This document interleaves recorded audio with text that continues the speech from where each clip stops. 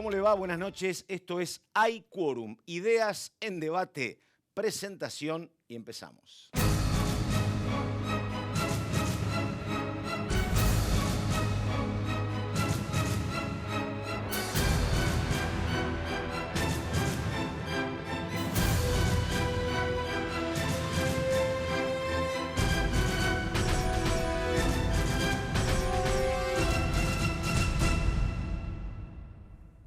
Muy bien, estamos en Hay Quórum, Ideas en Debate. Estamos con Laura Serra, estamos con Fernando Fraquelli. ¿Cómo les va? ¿Cómo va? Muy bien, muy bien. En días muy complicados, intensos y agitados.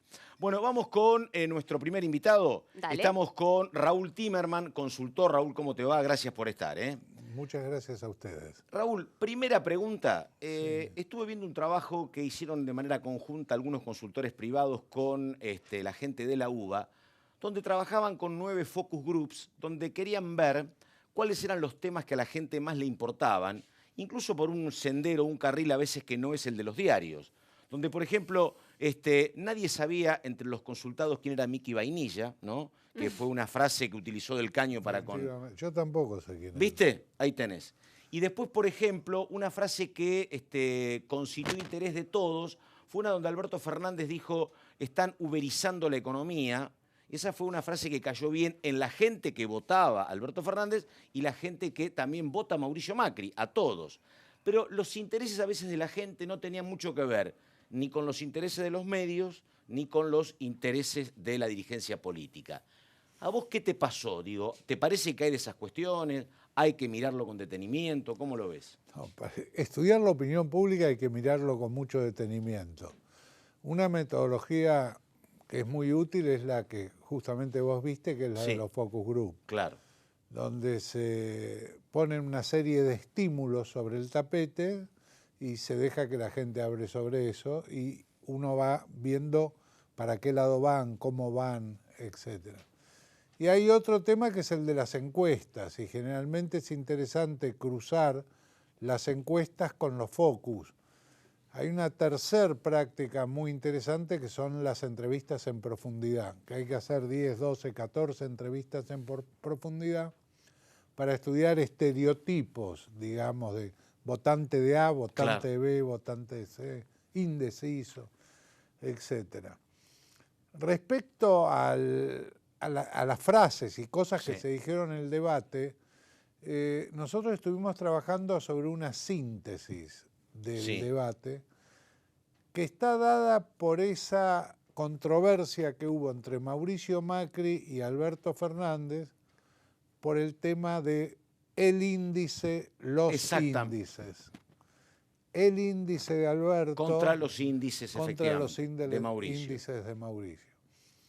Es interesante una cosa, ¿por qué ese debate no hace variar la intención de votos de la gente?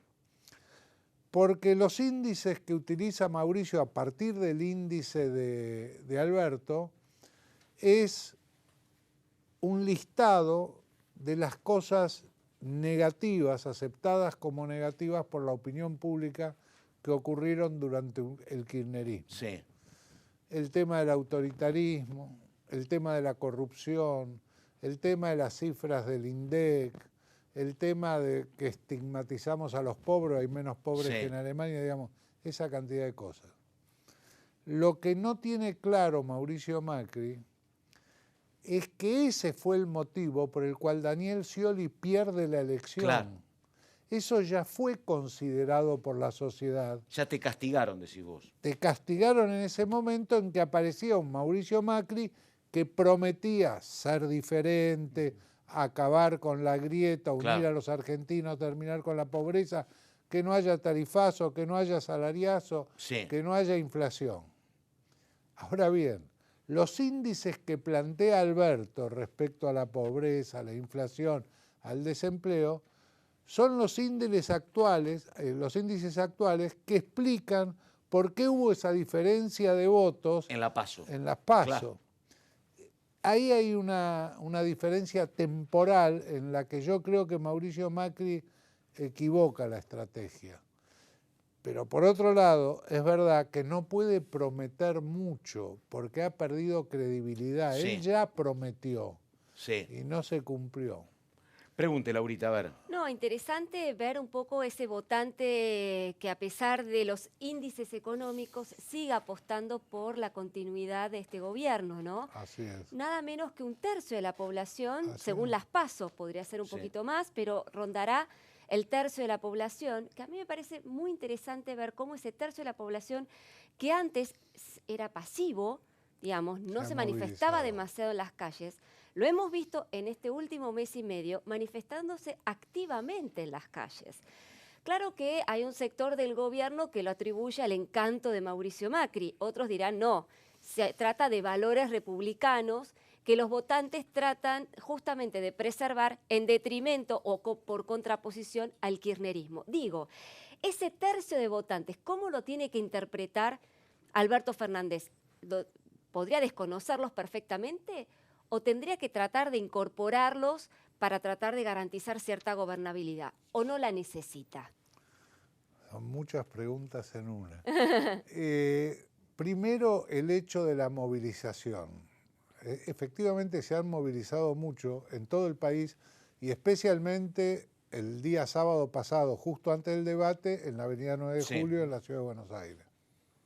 Puede haber habido, el diario de La Nación decía 320.000, pueden ser Clarín 500.000, 460, dijo, sí. 700. Sí.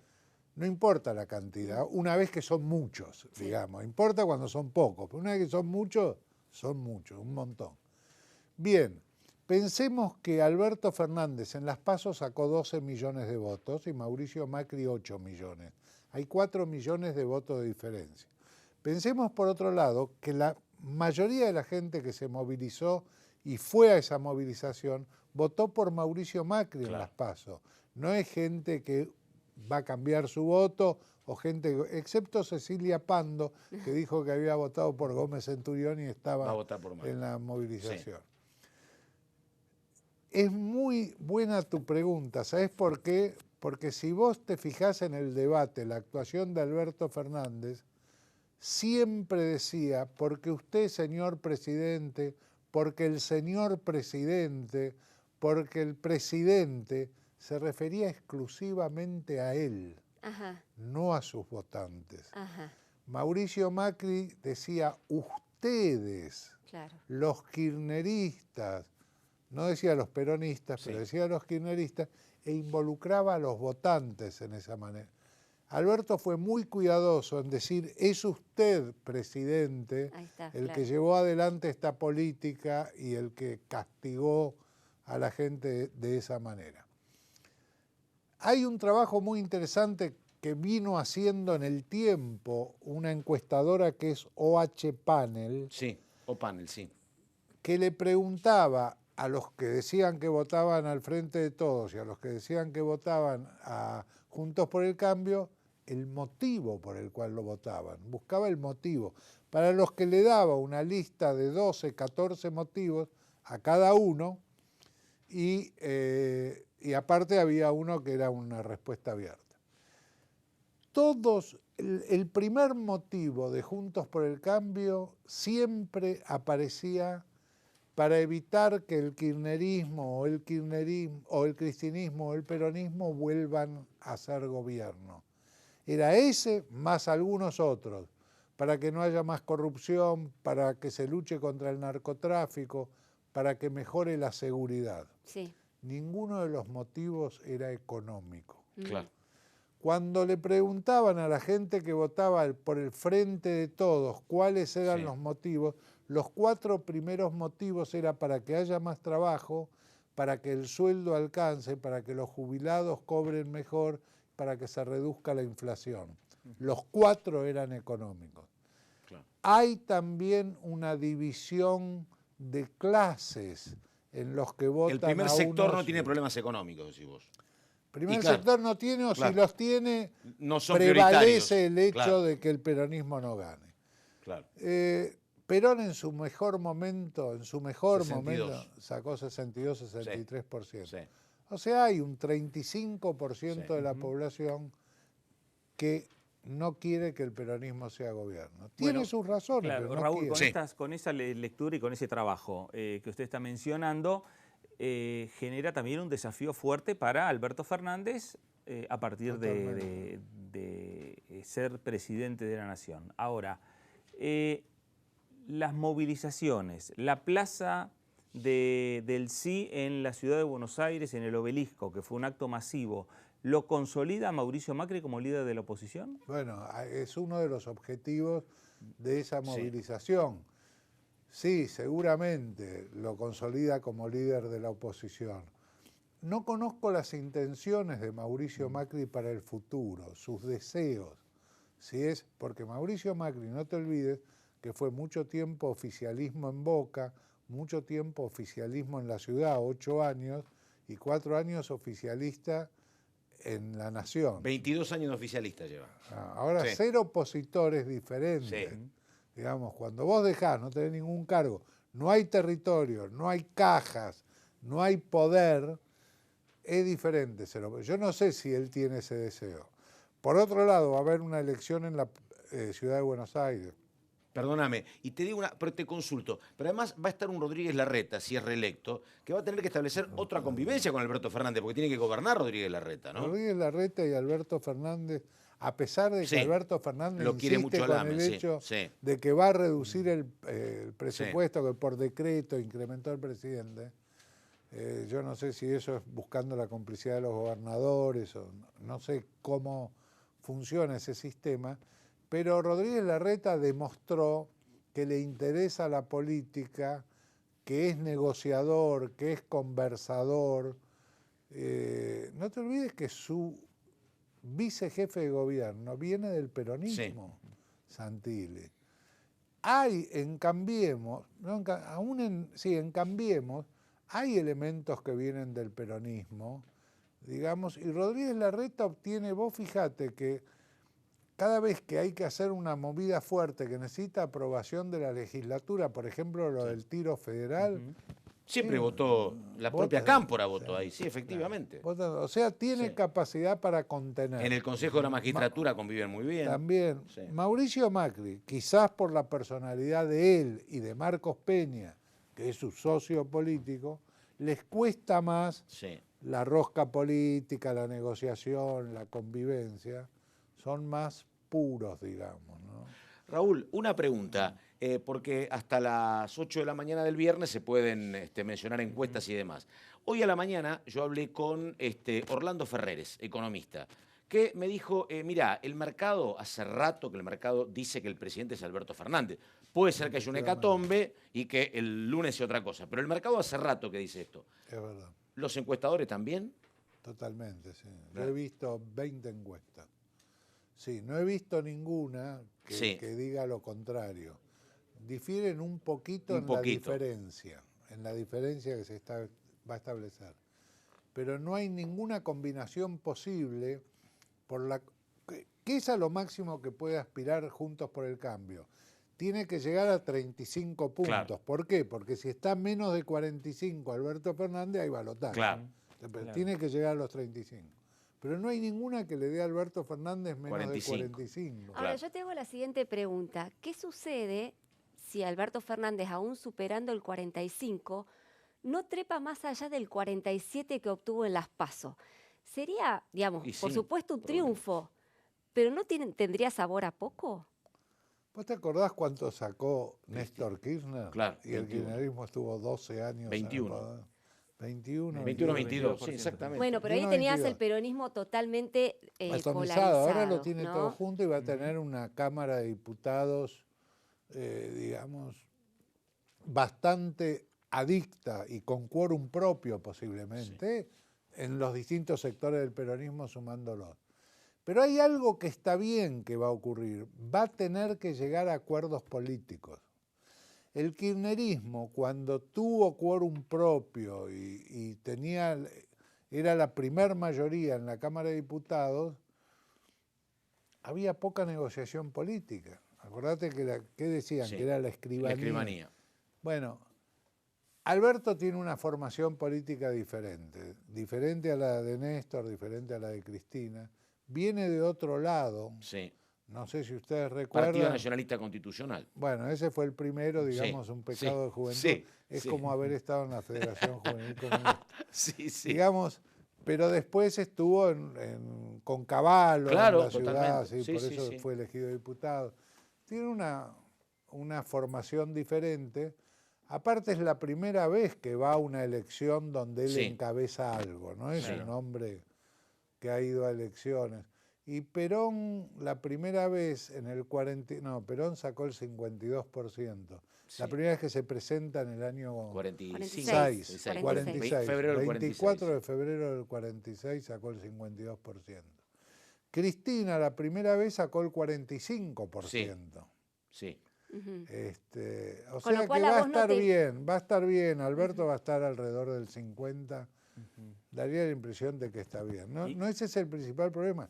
El principal problema va a ser gobernar. Sí. Claro. Igual del otro lado, digamos, los otros bloques que hoy son oficialismo, pero mañana pueden llegar a ser la oposición, el PRO ya está pensando en un Cristian Ritondo para presidir el bloque, el radicalismo ahí está discutiendo si va a ser Mario Negro, si será el gobernador de Mendoza, Cornejo, pero, digamos, cualquiera de estos nombres son hombres muy vinculados a la política, muy vinculados Totalmente. a los acuerdos políticos. Así es, y el origen de Ritondo también viene Claro, del peronismo.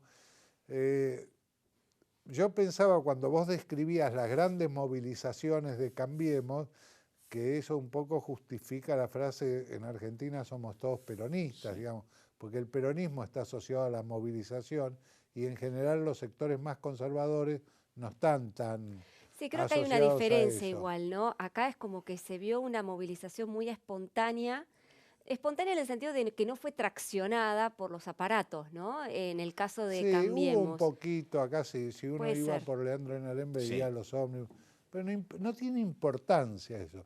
Yo recuerdo el primer acto de Néstor Kirchner en la ciudad de Buenos Aires, año 2002, se cumplían 50 años del fallecimiento de Evita, Sí. se hizo en obras sanitarias, en el estadio de obras, debía haber 3.000, 4.000 personas, fueron todas traídas, nadie Claro. lo conocía a Néstor claro. Kirchner. No, claro. Nadie, Era el absoluta- apoyo del no dualdismo, había ningún efectivamente. cartel No. que diga Néstor Kirchner. No Sí. podían decir el nombre de Néstor. A mí me pasó eso en el acto en River. Iban los camiones y la gente no sabía repetir el apellido de quien convocaba, efectivamente. Ese tipo Sí. de cosas ocurren, ¿no? Yo creo que gobernar va a ser complicado. Raúl, una pregunta más. Se viralizó mucho una imagen de Mauricio Macri bendecido por pastores evangélicos. Sí. Y además dijo claramente estoy a favor de las dos vidas y enarboló su brazo izquierdo Vidal diciendo soy pañuelo celeste.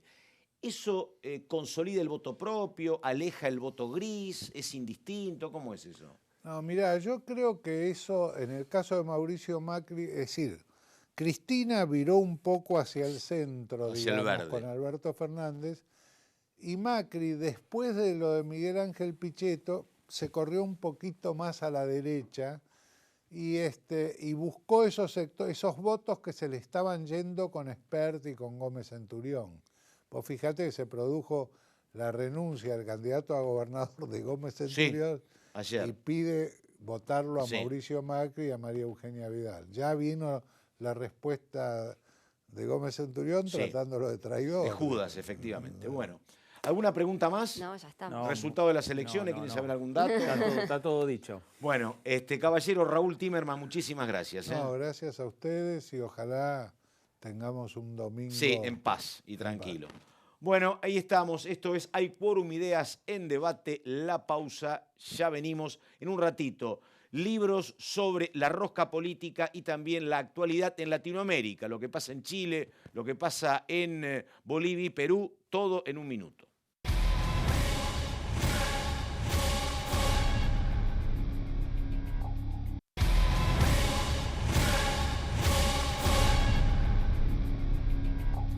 Estamos en Hay Quórum, Ideas en Debate. Ahora, 5 o 6 minutos para prestarle mucha atención. Una nota del señor Fernando Fraquelli, nuestro compañero, con Mariana Gené, politóloga. El tema, la rosca política, la mirada de una joven académica, habla con Fernando Fraquelli en estos términos. Muy bien, estamos junto a Mariana Gené, escribió su libro La Rosca Política. Mariana, gracias por acompañarnos. ¿De qué trata La Rosca Política en este momento tan político de la República Argentina?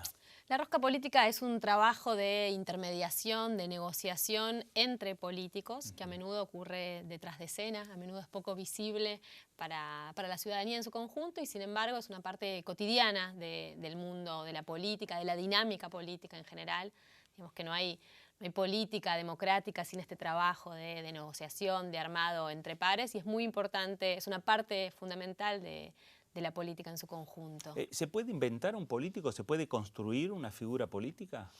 Bueno, digamos, hay muchos momentos en los cuales hay nuevos políticos, ¿no? Nuevos políticos que también la literatura lo llama outsiders, digamos, ¿no? Que llegan desde distintos espacios no políticos y se politizan y entran al mundo de la política y en general le dan aires nuevos a los partidos y a las coaliciones partidarias, y eso existe desde hace muchísimo tiempo y tuvo momentos más fuertes. Hay como algunos libros muy importantes sobre los outsiders y la política en la década del 90, por ejemplo, pero existe desde muchísimo antes. Los políticos pueden inventarse, yo diría que los armadores políticos, los expertos en este trabajo de rosca, de intermediación, de negociación política que yo observo, estudio en este libro, no se generan de un día para el otro, sino que tienen largas trayectorias. Algo que tienen en común es que pertenecen al mundo político desde muy temprano, militan desde jóvenes en escuelas secundarias o en agrupaciones universitarias y van adquiriendo los rudimentos, los aprendizajes para moverse como peces en el agua en el mundo de la política y atraviesan distintos cargos partidarios, cargos al interior de los partidos y cargos en el Estado, cargos electivos y no electivos. Y en ese largo recorrido se conocen entre ellos y conocen también los códigos, las reglas no escritas del mundo de la política, que son muy importantes. Bueno, si uno toma el libro, lo primero que toma es la tapa. Sí. Y la tapa tiene una imagen muy particular, porque esa taza tiene la imagen del presidente de la Cámara de Diputados. Exacto. De Emilio Monzó, que es un reivindicador de la rosca política. Exacto. La rosca política no es una mala palabra. No, la rosca política no es una mala palabra. Es cierto que Monzó dijo en ese discurso cuando reasumió la presidencia de la Cámara, elegido por sus pares, dijo reivindico la rosca y en ese momento generó, ¿no?, como cierta incredulidad, ciertas risas de los diputados que se miraban entre ellos como un poco incrédulos y empezaban a aplaudir, porque es cierto que no es mala palabra, digamos, es algo que es cotidiano en el mundo de la política, pero que sin embargo está muy mal visto afuera, ¿no? Digamos, está mal connotada, ¿no? Por eso yo a veces digo más bien armadores en vez de decir rosqueros, pues es verdad que al término rosquero es un poco más difícil llenarlo de contenidos al menos neutros, digamos, ¿no? Pareciera que viene con una mala connotación. Y lo que Monzó hace al decir eso, ese reivindico la rosca, es intentar como subvertir esas jerarquías, ¿no? Intentar poner eso que está abajo, en el sentido común, ponerlo más arriba, ¿no? Ponerlo en un lugar que resalte su importancia, que muestre que esa rosca, esa negociación, es la que hace, por ejemplo, que las leyes salgan, ¿no? Digamos, para alguien que es presidente de la Cámara, supone todo el tiempo la negociación con los distintos bloques, saber si va a haber quórum, si va a tener quórum para una ley, saber si esa ley si tiene los votos necesarios para que salga o no, digamos, ¿no? Cualquier presidente necesita buenos armadores políticos en la Cámara de Diputados, en la Cámara de Senadores y en el Ejecutivo, ¿no? Claro. Que sepan, digamos, que sepan negociar con pares y que sepan también qué tanta factibilidad tienen las decisiones que los presidentes se proponen llevar adelante, ¿no? Digamos, puede haber muy buenas ideas, pero si no están los medios para llevarlas adelante, la política fracasa. Claro.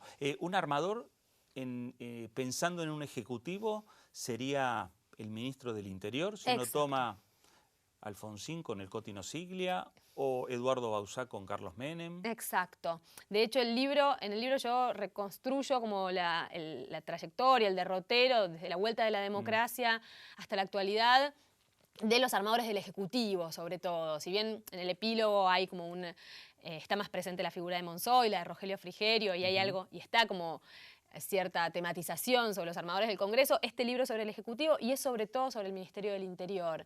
Y ha habido grandes armadores políticos, tal como vos decís, digamos, desde la vuelta de la democracia. El primero fue Trócoli y después vino Nosiglia. Uno va viendo históricamente cómo ante distintas coyunturas, ante distintos desafíos históricos, los presidentes privilegian perfiles más o menos distintos para sus armadores políticos. Pero ellos siempre tienen que tener una destreza para la negociación, una llegada a distintos actores del campo político, ¿no? Una relación aceitada no solo con los propios, sino también con los adversarios, porque es con ellos con quienes muchas veces tienen que negociar, que llegar a acuerdos, y acuerdos que son fundamentales para sostener la gobernabilidad, que Claro. es algo no menor. Y esos armadores, en definitiva, también tienen sus claros oscuros, ¿no? Total. Porque son los que tienen el desgaste para evitar el desgaste de su jefe, del presidente. Absolutamente. Algo muy llamativo para mí el trabajo de campo fue como para estos armadores, que son realmente animales políticos, que aman la política, tienen mucha libido puesta en la política, este espacio, ¿no? Por ejemplo, el Ministerio del Interior, esos lugares políticos fuertes, son lugares muy anhelados, ¿no? Es como jugar en primera, me decía uno de mis entrevistados. Y sin embargo, a veces son lugares de mucha exposición, de mucho desgaste, a veces se queman, digamos, en esos espacios y después quizás no son un gran trampolín para después hacer carreras electorales, por ejemplo. En algunos casos sí, si pasan por un gobierno muy exitoso, que se va muy bien, probablemente sí, pero o si los presidentes los quieren premiar después, Claro. ¿no? Premiar su lealtad, su buen desempeño. Quizás pueden tener salidas como electorales de más brillo, pero si no, es un lugar de mucho poder y de una exposición paradójica, ¿no? Frente a la opinión pública. Claro, bueno, pero están en su salsa, en definitiva. Están en su salsa, sin duda. Bueno, cerramos la nota mostrando nuevamente Total. el libro La Rosca Política, Mariana Gené, de Editorial Cúspide. De siglo XXI. De siglo XXI. Exacto. Editorial siglo XXI. Está por la segunda edición ya. Bueno, éxitos. Muchísimas gracias.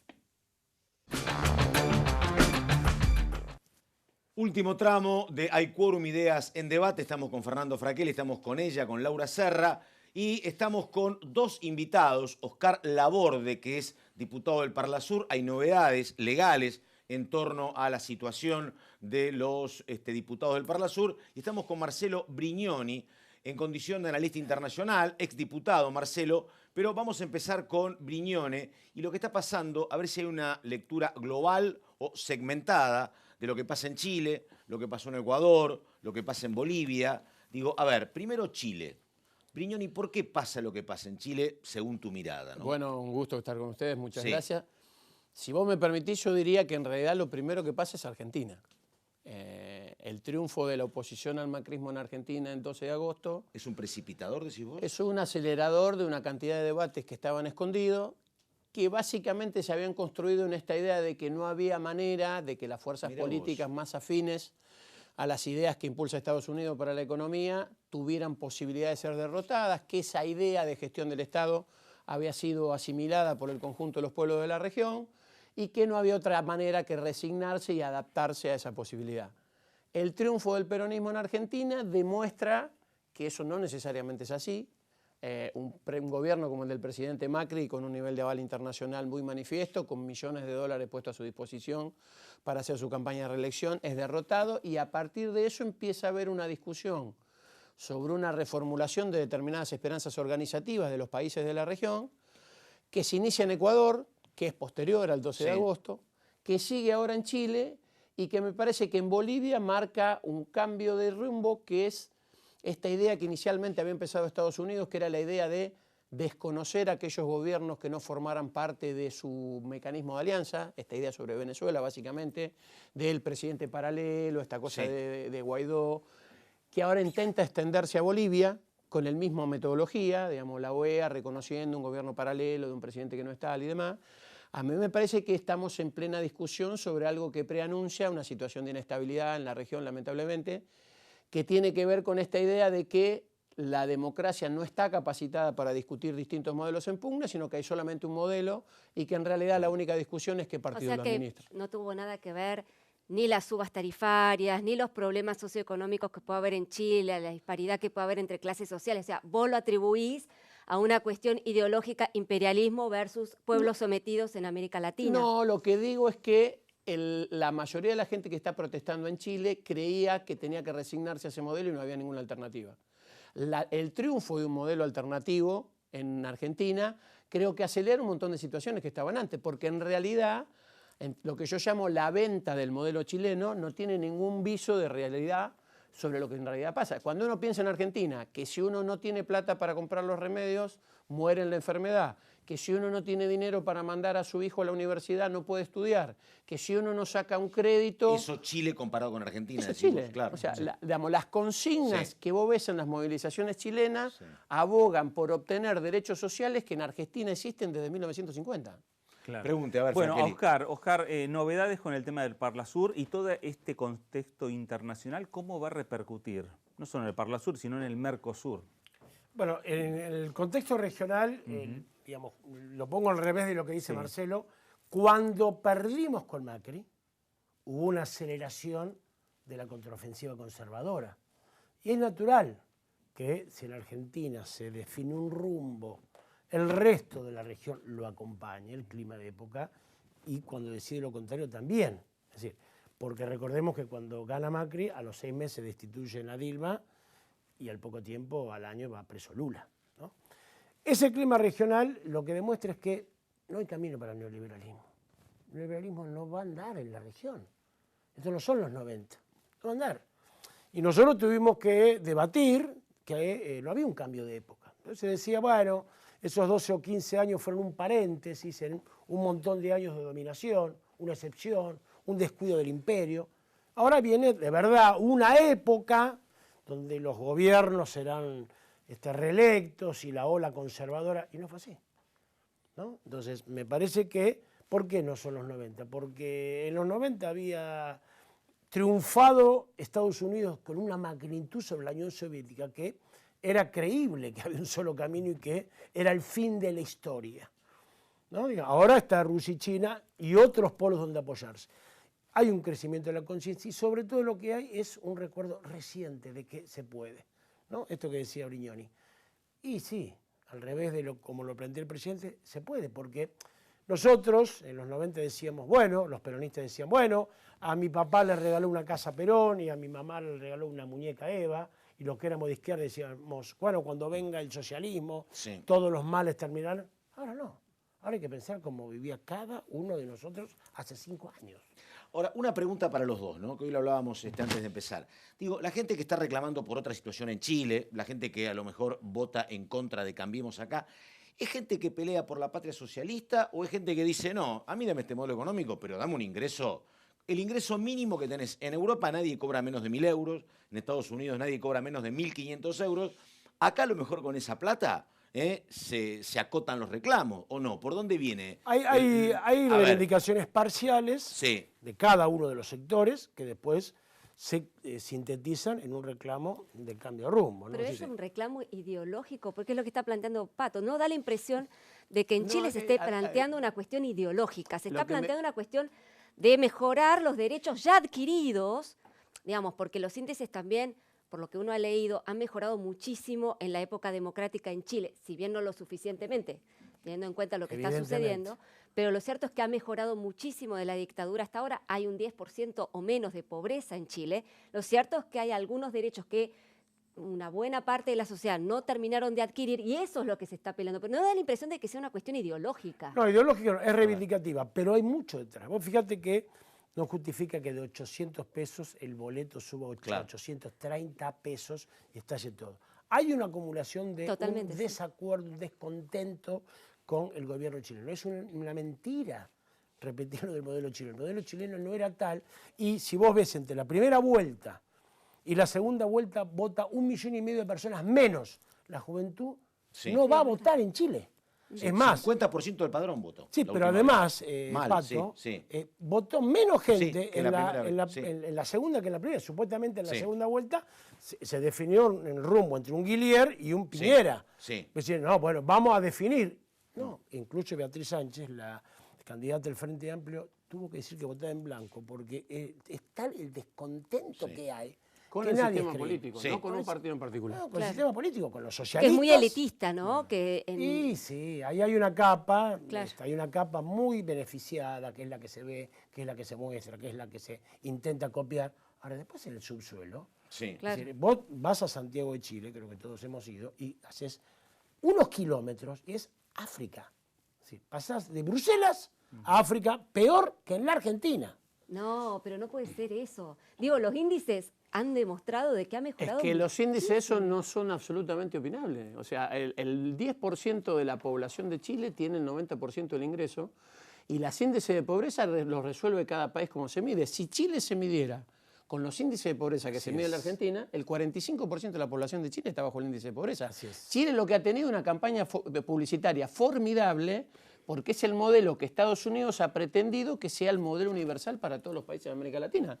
Pero, digamos, y ha conseguido una cosa que no ha conseguido en otros países, que la oposición a Piñera tenga una coincidencia casi total con las políticas de Piñera. Y por eso se alternaron Bachelet y Piñera, ¿no? Y si vos ves, el único país donde los dirigentes que han formado parte de los gobiernos populares no son perseguidos judicialmente son los chilenos. Sí. Pregunte, Fraquelli. A Marcelo, ¿cuál es el futuro del Mercosur? Digo, ¿tiene que llegar a, digamos, a trabajar en acuerdos más económicos, más arancelarios que políticos, ideológicos, digo, con el nuevo mapa de la región? Esto Oscar sabe mucho más que yo porque está cotidianamente. A mí lo que me parece es que los procesos de integración son entre países y no entre gobiernos. Los procesos que perduran son los procesos de integración entre países. A mí me parece que el Mercosur necesita hoy, en virtud de cómo se está replanteando la geopolítica del mundo y sobre todo la logística de transporte de lo que va a ser el mundo que viene, Mercosur necesita encontrar un mecanismo de articulación bioceánico. Esta idea de un Mercosur atlántico que solamente mira hacia Europa cuando el grueso de sus oportunidades de desarrollo comercial están del otro lado, digamos, están por el Pacífico, implica que tal vez una de las cosas más importantes que deba evaluar el gobierno argentino que viene en el marco de la consolidación del Mercosur es construir un acuerdo estratégico con Chile para el paso bioceánico Atlántico-Pacífico. Tal vez sea en términos de desarrollo futuro, en términos de exportaciones, la cosa más importante que se deba pensar. Una pregunta para los dos. Y que tiene que ver, los otros días hablaba con García Moritán, que si no me equivoco fue vicecanciller de Bielsa, me parece, ¿no?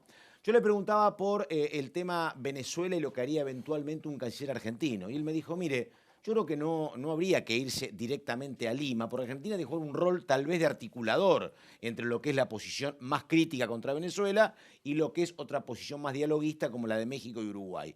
¿Ustedes qué suponen que haría en materia de política exterior un eventual gobierno de Fernández? Yo creo que lo ha dicho. Primero, hay problemas en Venezuela, dice Fernández, y son innegables. Segundo, esos problemas los tienen que resolver los venezolanos. Tercero, tenemos que propiciar el diálogo. Cuarto, tenemos que evitar una intervención militar. Está. ¿Se cometieron violaciones a los derechos humanos, a tu juicio, en Venezuela, de acuerdo a lo que informa Bachelet en su informe ante las Naciones Unidas? Sí, da la impresión, perdóname, ¿no? Da la impresión que sí. En el Parlasur le invitamos a Bachelet de que pueda exponer a ella y a otros integrantes de Venezuela. Hay de violación de derechos humanos. No, pregunto esto porque el Parlasur en 2 oportunidades se negó a tratar el informe. No, vos sabés que eso es justamente una mentira de La Nación y de Clarín. Yo lo traté de responder. En La Nación tuve suerte, me consideraron, en otros lugares no. Eso no es así. Cuando se propuso aprobar un informe de Bachelet, se explicó que nosotros somos un organismo autónomo. No aprobamos ni rechazamos las resoluciones de la OEA, de la ONU, de la Organización Mundial de la Salud. No, nosotros tratamos un tema. El tema de Venezuela debe ser el que más se trató. ¿Por qué? Porque hay un interés de muchos, representantes de derecha que quieren ir a lo de Venezuela, ¿no? Vos fíjate la preocupación que hay sobre el informe de la violación de derechos humanos en Venezuela de Bachelet, y ahora están matando y violando en las calles de Chile y no está la preocupación. Entonces, en la comisión debía tratarse el tema del informe y se dijo, vamos por más, que venga Michelle Bachelet acá. Entonces, no hubo rechazo al tratamiento del informe y más que eso, hubo la idea de que ella venga. ¿Hay violaciones de derechos humanos? Seguramente. Lo tienen que resolver los venezolanos, claro, porque los que dicen que hay violaciones de derechos humanos les preocupa tanto la democracia de Estados Unidos en Latinoamérica, cuando todo lo que hizo fue intervenir para apoyar propuestas dictatoriales o directamente invasión militar. La verdad que es de risa que los Estados Unidos le preocupe la democracia en nuestro continente. Y yo creo que en la región, parte de lo que pasa también tiene interés a Estados Unidos. Le preocupa tanto a Estados Unidos lo que, estallido, y yo creo que hasta le conviene. Preferible ese descontrol que se organicen como éramos antes para oponérsele. Brignoni, el tema Bolivia y Evo Morales. Hoy estuve hablando con gente que estuvo como observador, están planteando esa cuestión. ¿Vos cómo creés que se salda? Porque lo que me explicaban a mí es que, mirá, es muy complicado para Evo Morales ir a segunda vuelta porque perdió el referéndum por 2 puntos. Ahora, bueno, habrá que ver qué pasa. Yo pregunté por qué no hay alternancia, por qué no quiere García Linera ser la alternativa. ¿Cómo lo ves a Evo? No, primero una aclaración anterior, digamos. Claramente, digamos, el exceso de ideología no tiene que ver con los gobiernos populares en la región, tiene que ver con los gobiernos de derecha en la región. O sea, la misma preocupación que debiera haber en Venezuela. Ayer se conoció la cifra del Instituto Nacional de Derechos Humanos de Colombia. 777 dirigentes sociales asesinados y 177 candidatos asesinados. Imaginemos eso si sucediera en Argentina, que cada uno de los candidatos concejales de las localidades son muertos por patrullas paramilitares. Mira, viste que hay mucho colombiano acá como venezolano. Lo hablé los otros días con jóvenes estudiantes de Colombia que están en la Argentina. Le digo, che, ¿qué pasa con ustedes? Le digo, que son los únicos. Dice, lo que pasa es que vos en Colombia asomás la cabeza y te matan. Y me daba estos números. Entonces, digamos, claramente, ¿por qué Venezuela sí y Colombia no? ¿Por qué Venezuela sí y Chile no? Porque el interés no es ni sobre la democracia ni sobre los derechos humanos, sino sobre el tipo de gobierno y su nivel de subordinación al Departamento de Estado. Me parece la cercanía de Santos, efectivamente. Exactamente. Entonces, es todo tan ridículo que cuando se le da el Premio Nobel de la Paz a Santos por el proceso de la paz, no se le da a los que habían firmado con él el proceso de paz. Se le da solamente a él. Y en relación a lo de Bolivia, la discusión no es por qué Evo Morales no reconoce, es porque no sucedió. Entonces, lo que pasa es que la democracia para estas fuerzas políticas no está referida al método, sino al resultado. Un poco lo que dice María Eugenia Vidal estos días. El domingo se discute si va a ganar o va a perder la democracia. O sea que la fuerza política del presidente Macri es depositaria del concepto democrático y todos aquellos que no estamos dispuestos a votarlo formamos parte de una horda de golpistas que tiene otra mirada sobre la Argentina. A mí me parece básicamente que inclusive la propia gestión en política exterior del presidente Macri ha estado marcada por estas cosas. El presidente Macri firmó el acuerdo con el TIAR, que implica que Argentina se compromete a enviar tropas para ingresar ilegalmente en Venezuela, secuestrar y extraditar personas, que es lo que le advierte Alberto Fernández en el último debate. Porque el presidente Macri firma todo lo que le dice el Departamento de Estado sin siquiera leerlo. Bueno, entonces su gobierno es peligrosísimo para la Argentina. Perdóname, hay un notorio cambio, me parece, entre lo que es la gestión Malcorra y la de Forí, me parece, ¿no? Malcorra podía uno tener diferencias en cuanto a sus posiciones, pero no a sus capacidades. Forí, uno lo conoce hace muchos años, porque es de mi misma provincia, parece un hombre muy experto en ceremonial y protocolo, pero no tanto en relaciones exteriores. ¿Qué va a pasar con lo que fue el famoso Grupo de Lima? Eso es una pregunta para el presidente Fernández, obviamente. Digamos, de lo que él ha dicho públicamente, claramente él considera que ese grupo, que no tiene ningún estatus jurídico, es un grupo que se construyó a partir de que la Organización de Estados Americanos no validaba las propuestas que Estados Unidos llevaba ahí a través de sus gobiernos aliados. Y el propio impulsor del Grupo de Lima, que fue el gobierno de Perú, ya el presidente Vizcarra actualmente ha dicho que el Grupo de Lima no representa la posición en política exterior del propio gobierno peruano. A mí no me da la impresión que el Grupo de Lima tenga mucho sustento en el futuro, del mismo modo que no me da la impresión de que esta idea de una mirada unilateral sobre los derechos humanos, sobre la democracia, sobre los gobiernos, tenga demasiado consenso, porque de hecho los gobiernos impulsados por estas ideas, el propio gobierno de Bolsonaro en Brasil, claramente son gobiernos que tienen muchísimas dificultades para sostener una propuesta de gobernabilidad democrática más o menos razonable. Laurita, una última pregunta. No, bueno, una mía, y es la siguiente, digo, Argentina tiene, si le toca ganar a Alberto Fernández, si le toca a Macri también, pero digo, tenés un enorme condicionamiento con la deuda, ¿no? El rol de Estados Unidos en el fondo es clave. Digo, ¿esa cuestión económica puede influir en temas de política exterior? Digo, cuando tengamos que afrontar la relación con Estados Unidos, ¿va a estar sopesándose lo político y lo económico, me parece o no? ¿Cómo vendrá eso?